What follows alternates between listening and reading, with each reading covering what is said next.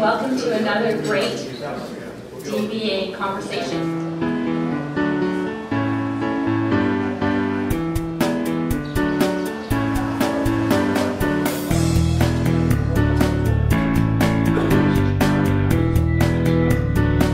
I'm excited about the potential of electric vehicles to change our city, reduce the smog obviously, but also if we're all running electric and there's no greenhouse gas emissions, then maybe it's a whole new paradigm for getting around the city. And instead of advocating for everybody being on transit, we advocate for everybody to have their personal electrical vehicle.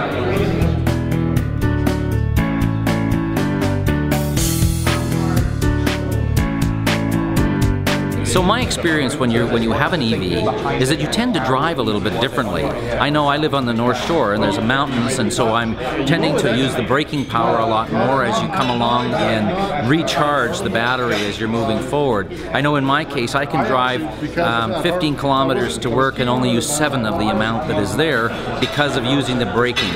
So it's been very interesting to drive them and have an experience with them and see how you actually modify your driving.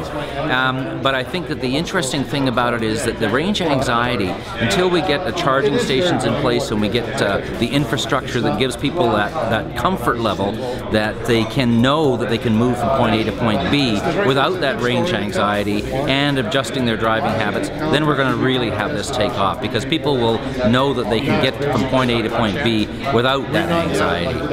What about these charging stations they use in the cold provinces for engine block warming? The block heaters. Yeah, those charging stations don't work on the current cars. Most of them those are 110, and the challenge with the 110 charging, which you can do, I mean, you can just plug your car into your regular outlet, and but the problem with that is that it does take a significant amount of time to charge the battery.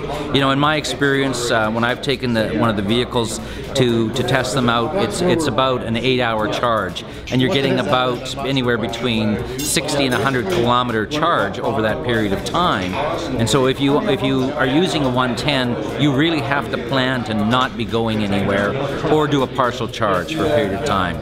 So until you get into the 220 and half the time, or a rapid charge in a much shorter time, then I think you're going to be certainly you're going to have some backup alternatives, or you're going to have to resign yourself to that. You know, that's the plan. It charges overnight, and that's just the way it is. But most people would go to the 220 type of charging.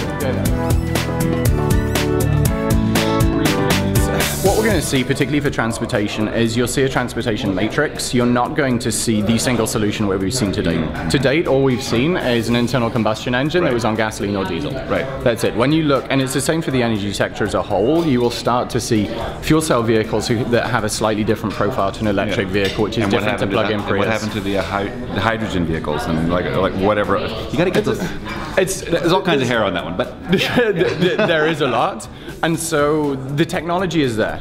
Fuel cell technology has been around for a long time. It's older than the internal combustion engine. It has technical difficulties, but engineering is solving those. There's no doubt anymore that the fuel cell can deliver.